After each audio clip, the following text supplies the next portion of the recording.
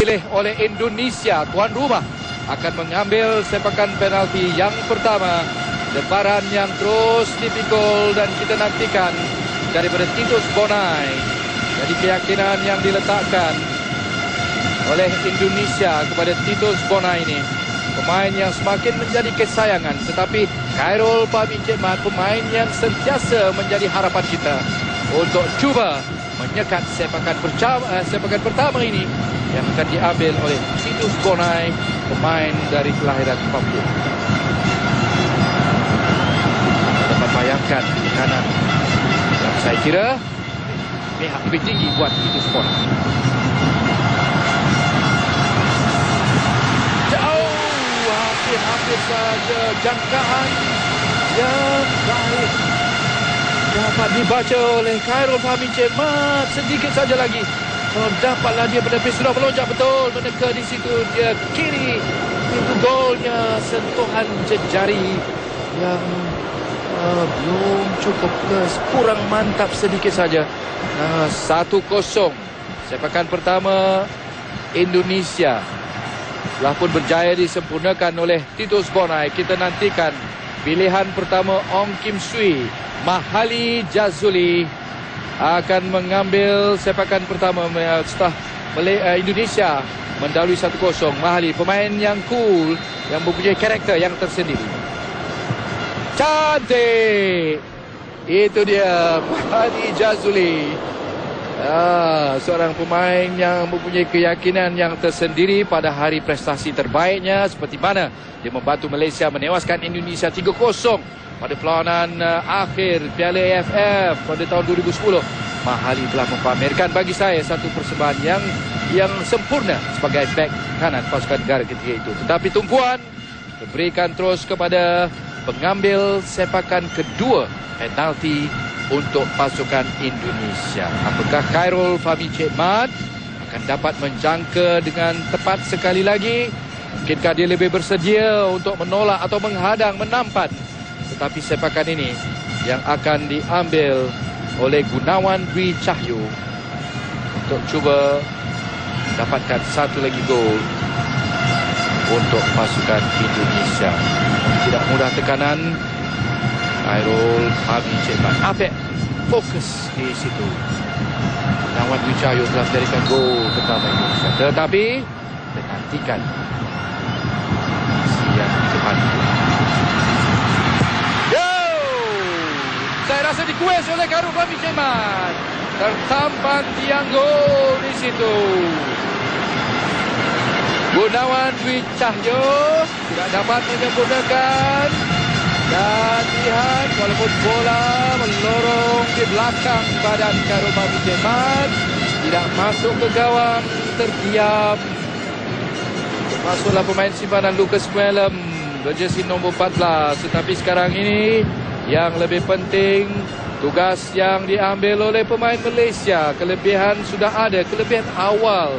Barang diingat, Fandi Osman akan mengambil sepak. Apakah kelebihan akan dapat? Nantikan. Cantik, Fandi Osman. Gol kedua. Kedudukan yang baik setakat ini untuk Malaysia. Yakin sekali dia ke sebelah kanan pintu gol. Pasukan Indonesia menewaskan Kurnia Mega. Padu dan berkeyakinan sekali. Tidak heranlah diucapkan syabas.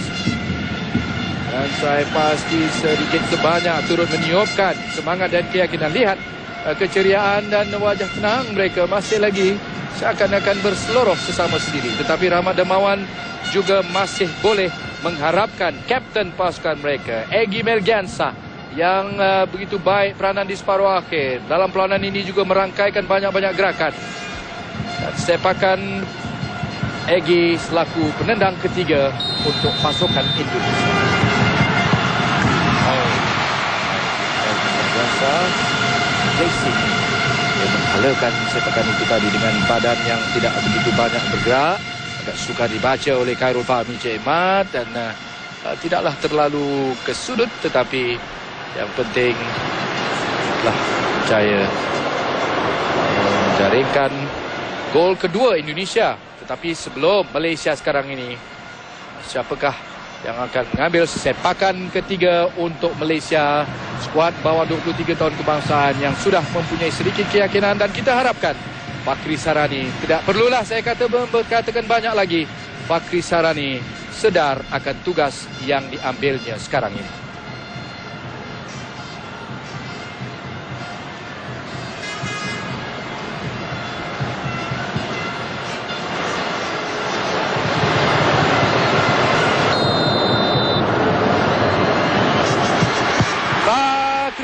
Sepakannya lemah. Kedudukan hasil terikat 2-2. Fakhri gagal melakukan sepakan, tetapi sememangnya kita juga mengharapkan. Ini kita lihat sepakan yang sudah dibaca awal-awal lagi, dan apakah sebenarnya faktor keletihan daripada masa tambahan kita sudah nampak gerak-geri ataupun body language daripada Fakhri. Dia sebenarnya sudah agak keletihan, terlalu keletihan, dan mungkin sudah kekejangan otot, tetapi gagal menggunakan kepercayaan yang diberikan selaku penendang ataupun pemain ketiga Malaysia mengambil sepakan. Tetapi Indonesia, sepakan keempat untuk Indonesia masuk. Sepakan yang dilakukan oleh Abdul Rahman. Jadi kedudukan dan aksi-aksi dramatik berterusan sekarang ini. Kelebihan kembali memilih kepada pasukan Indonesia setelah Fakhri gagal menyempurnakan sepakan selaku pemain ketiga. Kita harapkan ini dia sepakan keempat yang akan diambil oleh Padmi Shas, dapat memastikan Malaysia untuk mengikat kedudukan semula. 3-2 sekarang ini Indonesia mengambil. Main sepakan kidal. Padmi Shas, pemain pertahanan.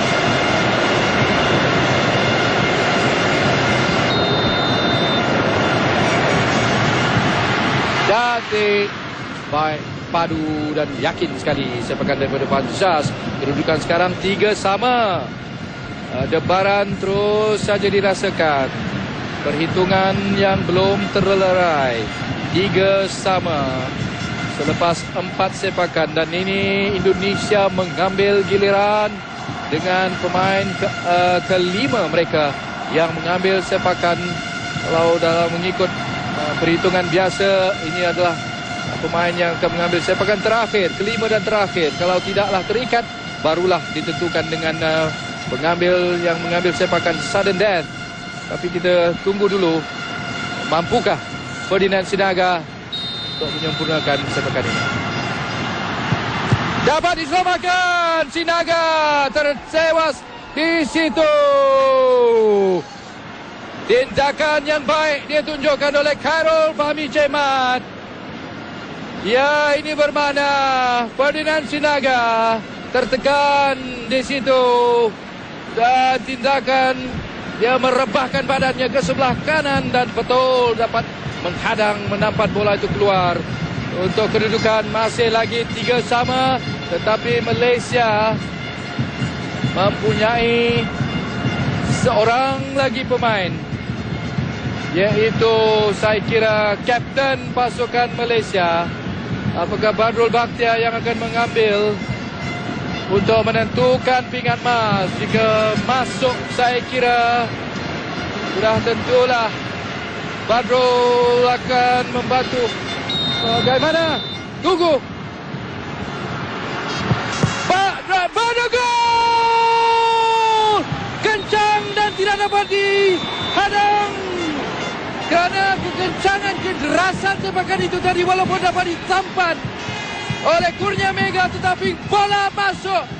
5 sepakan kelima dan kemenangan Malaysia dapat mempertahankan pingat emas bola sepak dalam Sukan SEA ke-26 di Gelora Bung Karno. Walaupun malang sekali, penjaga gol Indonesia ini Kurnia Mega, penentuan penalti itulah boleh dikatakan dalam semua pertandingan semua peringkat perlawanan bola sepak, segalanya ditakdirkan dan diserahkan. Apa yang berlaku, apa-apa saja boleh berlaku. Dan lihat, walaupun ditampan sepakan daripada Badrul itu tadi, tetapi bergolek dan kederasannya memastikan bola itu memasuki mulut pintu gol pasukan Indonesia. Sekaligus pingat emas acara bola sepak dimenangi oleh Malaysia dalam 2 edisi Sukan C secara berturut-turut. Memang jarang sekali dapat dilakukan, walaupun pada zaman-zaman tahun 70-an dulu kita pernah menguasai acara bola sepak. Dan setidak-tidaknya kegembiraan yang tetap dirayakan dan tetap layak diterima oleh Badrul Bakhtiar dan rakan-rakan semua, kerana jarang sekali, sudah lama kita tidak dapat mempertahankan